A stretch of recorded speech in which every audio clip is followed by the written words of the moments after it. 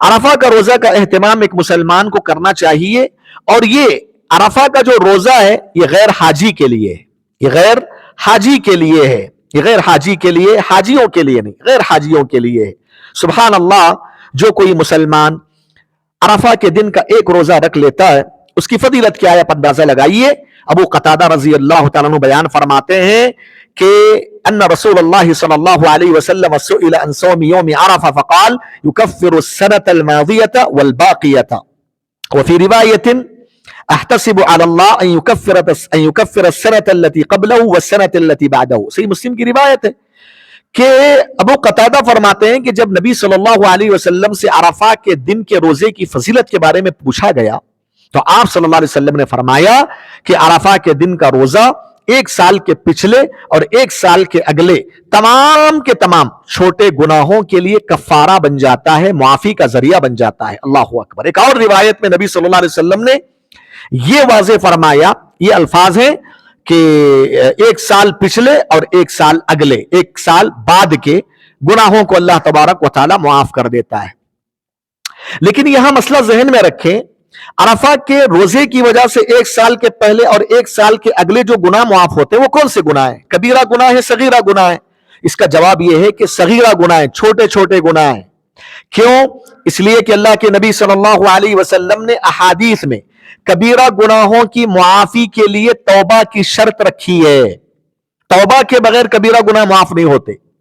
تو لہٰذا عرفہ کے روزے کی وجہ سے جو گناہ معاف ہوتے ہیں وہ صغیرہ گناہ ہیں، کبیرہ گناہ نہیں ہے۔ امام نووی رحمہ اللہ فرماتے ہیں اس حدیث کی تشریح میں، معناہ یکفر ذنوب صائمہ فی السنتین، قالوا والمراد بها الصغائر، المراد بها الصغائر، کہتے ہیں کہ اس حدیث کے اندر 2 سال کے گناہوں کی جو معافی کا اعلان کیا گیا اس سے مراد صغیرہ گناہ ہیں۔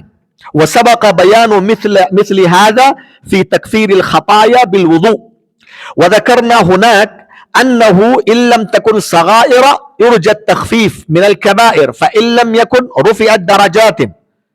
صحیح مسلم کی شرح میں یہ الفاظ ہیں امام نووی کے۔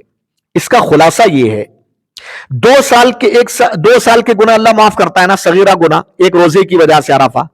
اگر کسی آدمی کے صغیرہ گناہ ہے ہی نہیں، یعنی اس نے 2 سالوں میں ایسے عمل کر لیا دوسرے اعمال جس کی وجہ سے صغیرہ گناہ معاف ہو گئے، اب اس کے پاس کوئی صغیرہ گناہ ہے ہی نہیں، تو پھر اس حدیث کا مطلب کیا ہے؟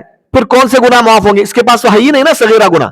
اگر کوئی ایسا انسان ہے جس کے پاس صغیرہ گناہ ہے ہی نہیں تو امام نووی کہتے ہیں کہ امید ہے کہ اللہ تبارک و تعالی اس عرفہ کے روزے کی وجہ سے کبیرہ گناہوں میں ہلکا کر دے گا، کبیرہ گناہوں کو ہلکا کر دے گا، کبھی کبیرہ گناہوں میں کمی کر دے گا اللہ تبارک و تعالی۔ اور اگر عرفہ کا روزہ رکھنے والے کے پاس کبیرہ گناہ بھی نہیں ہے، وہ کبیرہ گناہوں سے بھی پاک ہے، توبہ کر کر کے گناہوں سے پاک ہے وہ، تو پھر کہتے ہیں اگر کبیرہ گناہ بھی نہیں ہے اس کے پاس تو اللہ تبارک و تعالی عرفہ کے روزے کی وجہ سے اس کے درجات کو بلند کرے گا۔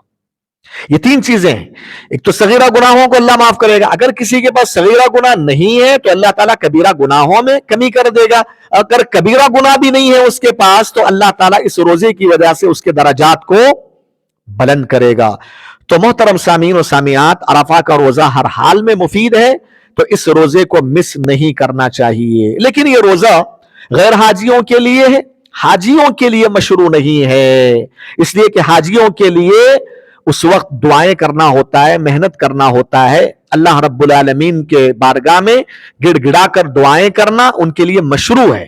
اسی لیے پیارے نبی صلی اللہ علیہ وسلم نے حاجیوں کے لیے اس روزے کو مشروع قرار نہیں دیا ہے، جیسا کہ لبابہ بنت حارث ام الفضل رضی اللہ تعالی عنہ بیان فرماتی ہیں ان ناسا اختلفوا عندها يوم عرفہ في صوم النبي صلی اللہ علیہ وسلم فقال بعضهم هو صائم وقال بعضهم ليس بصائم فارسلت الیہ بقدح لبن وهو واقف على بعیره فشربه۔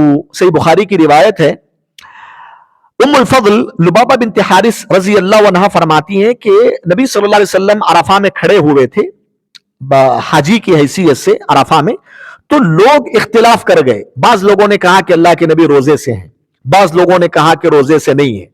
اب ام الفضل بڑی چالاک تھی، اب تمام لوگوں کو بتانے کے لیے کہ اللہ کے نبی روزے سے ہیں یا نہیں ہے، انہوں نے ایک گلاس میں دودھ ڈال کر اللہ کے نبی کی خدمت میں پیش کر دیا۔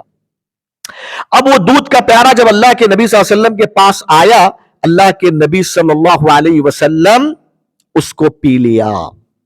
تمام کے تمام لوگوں کو پتا چل گیا کہ اللہ کے نبی آج روزے سے نہیں ہیں۔ تو اس حدیث سے معلوم ہوا کہ حاجیوں کے لیے یہ روزہ نہیں ہے۔